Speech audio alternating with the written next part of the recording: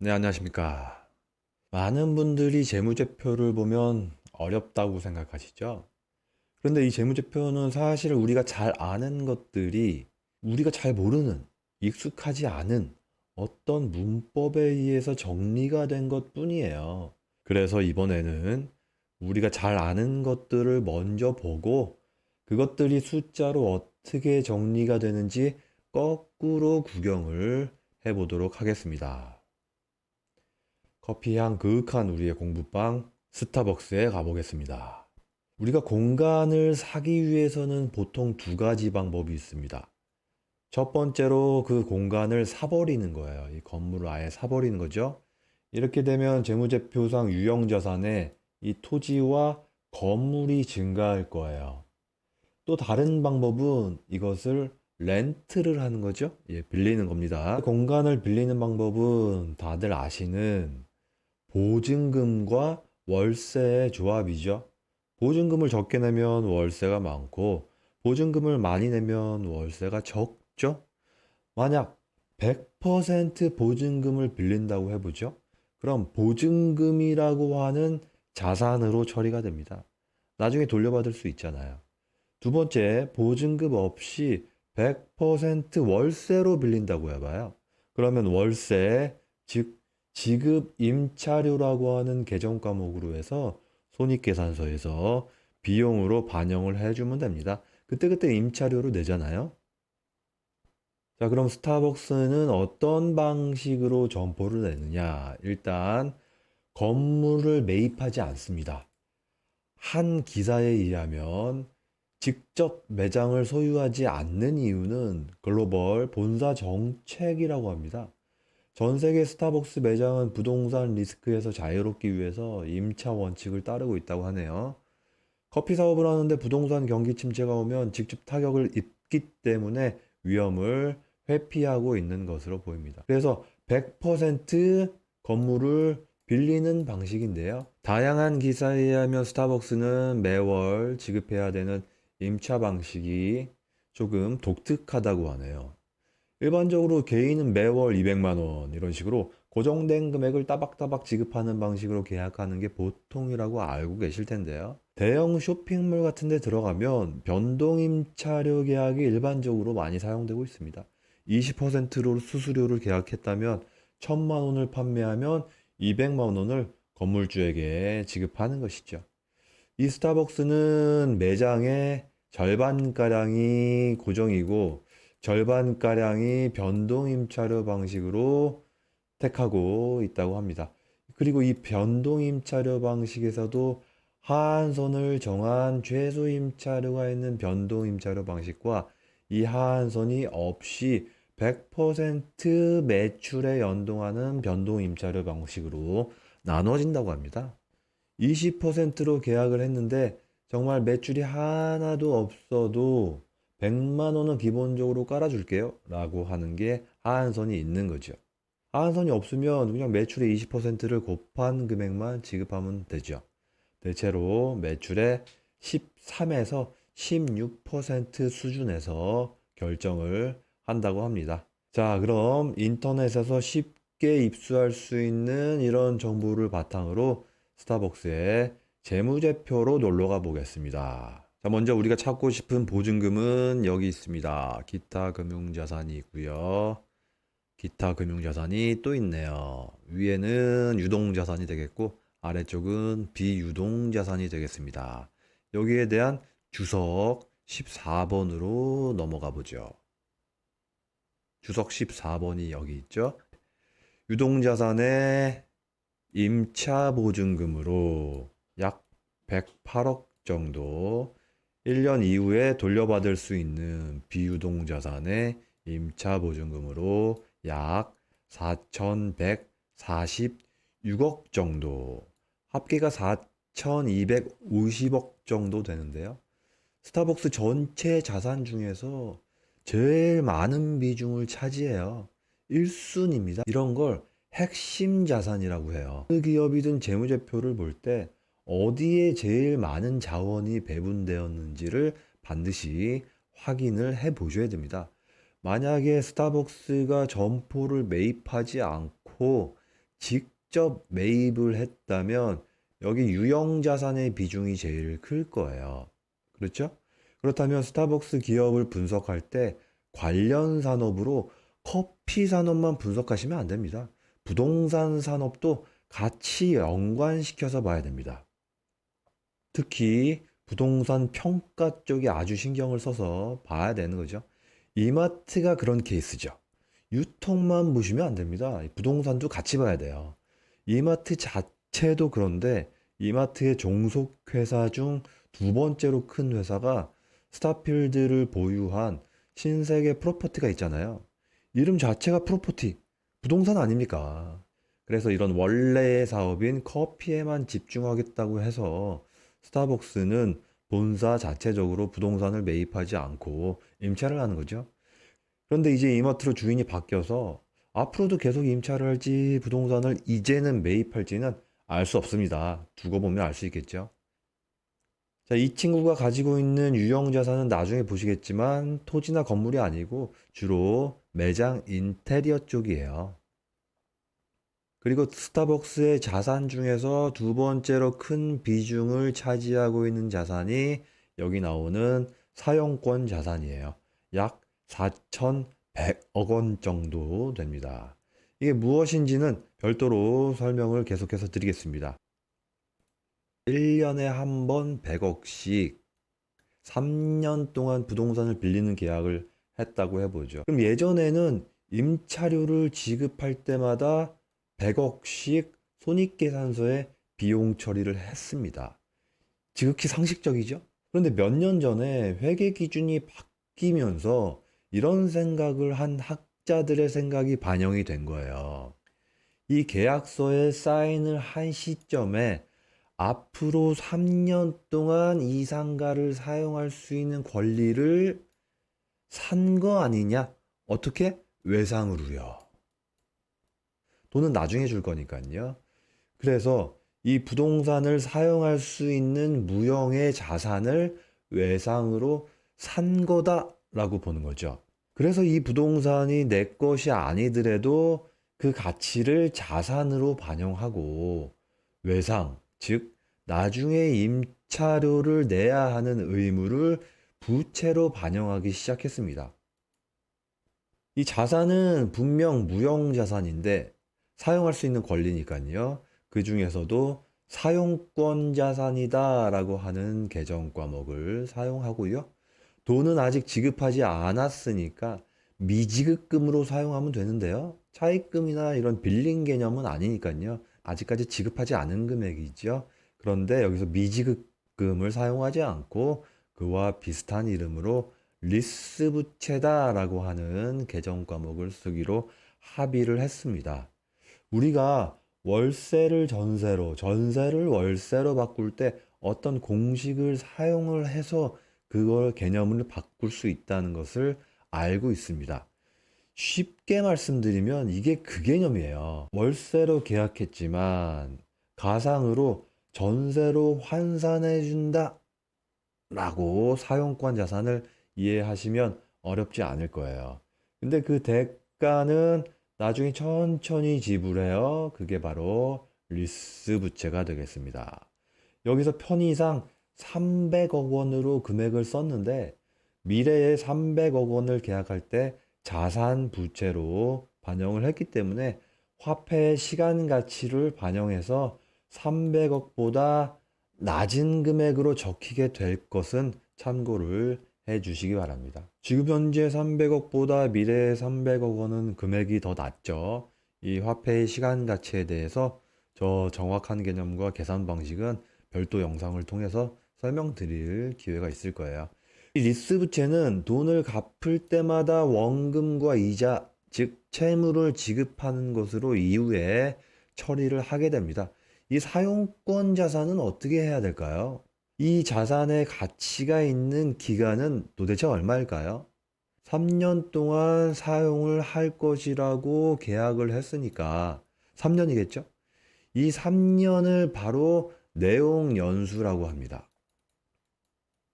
자산이 과연 몇 년 동안 의미 있는 가치가 있을까를 말하는 용어죠. 그래서 이 3년 동안 즉 내용연수에 걸쳐서 사용권 자산을 점차 없애서 임대가 끝나는 시점에는 이 자산을 0으로 만들어 줘야겠죠. 손익계산서에서 상각비로 표현된 100억만큼 가치가 감소하니까 재무상태표에서 빼줘야겠죠. 이걸 상각누계액이라고 해요. 상각비가 계속 합쳐지니까요. 이게 1년 차에는 100억이 될 거고 2년 차에는 200억이 될 거고 3년 차에는 300억이 누계가 돼서 만기 때 사용권 자산은 결과적으로 제로가 될 겁니다. 그런데 보통 이 상각 누계액은 재무상태표에서 이렇게 따로 표시가 되지 않고 순액으로 써줍니다. 300억에서 100억을 써서 200억 원 이게 아니고 그냥 200억 원으로 써줘요. 대신에 얼마에서 얼마가 빠진다 라고 하는 내용은 주석에서 자세히 보충 설명을 해줍니다. 그리고 손익계산서에 매년 100억씩 상각을 하는 이 계정 과목을 회계에서는 감가상각비라고 하고요. 특별히 여기에 대해서는 사용권 자산에 대해서 상각을 한 것이기 때문에 사용권 자산 상각비라고 표현을 해줄 수 있겠어요. 이 내용연수와 상각은 어렵지 않지만 회계에서 아주 중요한 개념이에요. 꼭 기억을 해주시기 바랍니다. 결과적으로 보시게 되면 예전에는 건물에 대한 월세가 임차료라고 하는 계정으로 반영이 되었는데 지금은 사용권 자산 상각비라고 하는 계정 과목을 통해서 공간 원가를 분석을 하셔야 되는 거예요. 그런데 만약에 미래에 지급해야 되는 임차료가 얼마인지 모른다면 어떻게 해야 될까요? 아니 이런 상황이 도대체 어디 있습니까? 임차료를 모르다니요. 그런 상황이 바로 여기 있습니다. 스타벅스는 절반의 매장이 매출에 연동해서 임차료를 주기로 한다면서요. 그럼 계약 시점에 미래에 지불해야 될 사용권 자산과 리스 부채를 모르잖아요. 사용권 자산과 리스 부채의 개념적으로도 맞지 않습니다. 비록 법적으로는 매출에 연동해서 임차료를 주는 게 맞다고 해도 실질상 이런 금액은 로열티와 비슷합니다. 스타벅스 커피 한 잔 팔면 최대 10% 정도만큼 로열티를 주는 것으로 추정이 되는데요. 이게 지급 수수료로 계산이 된다는 것은 이전 영상에서 저희가 같이 확인을 한 바가 있습니다. 지금 이 임차료도 성격이 똑같아요. 한 잔 팔면 15% 정도만큼 수수료로 건물주한테 주는 거잖아요. 그래서 이때는 사용권 자산이라고 하는 계정 과목을 사용하지 않고 그 금액을 확정됐을 때 원래대로 지급 임차료다라고 하는 계정 과목을 사용한다는 것이죠. 매출액이 1000억이 확정됐을 때 거기에 약 15%를 주기로 계약을 했다면 지급 수수료로 약 150억 원이 예전처럼 손익계산서에 그때그때 반영이 된다라고 하는 것이죠. 자, 이 정도의 지식을 가지고 다시 스타벅스의 재무제표로 가보겠습니다. 네, 이제 사용권 자산이 보인다는 것이요. 사용권 자산이 약 4,110억 정도예요. 전체 자산이 1조 7천억 정도의 수준이니까 4천억 원 정도가 차지하는 비중이 약 24%입니다. 아까 보증금이 거의 비슷한 4,200억이었으니까요. 두 개 합치면 거의 45%, 50%에 근접하죠? 그러니까 이 개념이 없으면, 이 지식이 없으면 스타벅스 재무제표에 접근을 못합니다. 이해를 못하죠. 그러나 다행히 우리는 이제 공부를 했다라는 것이죠. 야, 축하드립니다. 예. 관련된 주석을 좀 보시면요. 사용권 자산이 건물 말고도 다른 것들이 있네요. 자동차를 빌려서 사용권 자산이 나오는 게 단기말 기준으로 미미한 금액이 있습니다. 정수기나 커피 머신 같은 거를 빌려도 사용권 자산이 나옵니다.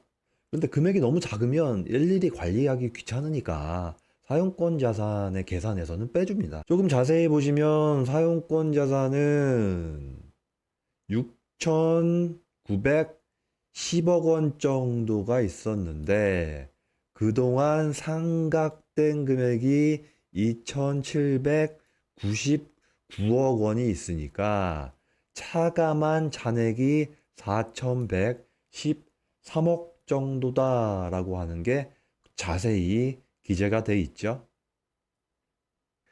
부채 쪽을 보시면 리스 부채가 있는데요. 유동 리스 부채로 약 840억 정도 1년 내 갚아야 될 임차료로 이해하시면 될 것 같고요. 그리고 비유동 리스 부채로 약 2,778억 두 개 합치면 3,626억 정도의 리스 부채가 있다라고 하는 내용이 되겠습니다. 관련 주석을 보시면요. 1월 1일에는 3,224억 원이었는데 이후에 매장을 계속 열심히 늘리고 있나 봐요. 리스 부채가 1년 동안 많이 증가했죠. 신규 매장을 열어서 약 1,300억 정도 증가를 했다라고 하는 내용이고요. 때가 되면 이제 돈을 갚아야 되니까 그게 한 960억 정도가 감소를 했습니다. 그래서 기말에 3,626억 원의 공간 원가에 대한 지급 의무가 남아있다라고 하는 내용이에요. 계속해서 주석을 보시면요. 리스 계약에서 인식한 비용으로 사용권 자산의 상각이 나오죠. 약 1,008억 원 정도. 사실상 이것이 스타벅스 매장의 임차료라고 이미 설명을 드렸습니다. 가로 5번은 캐시플로우에 대한 얘기니까 중요하지만 지금 주제하고는 상관이 없으니까 일단 넘어가고요. 가로 6번에서 이 얘기를 해주고 있죠. 읽어보겠습니다. 당사는 매출에 연동되는 변동지급액이 포함된 건물에 대한 리스 계약을 체결하고 있어요. 경영진의 목적은 리스료를 매출에 연동시키는 것입니다. 이 변동지급액은 사실상 스타벅스 본사 로열티와 비슷한 건물에 대한 로열티니까 사용권 자산 같은 게 아니고 매출에 연동시켜서 변동임차료로 처리를 하겠다라고 하는 내용이에요.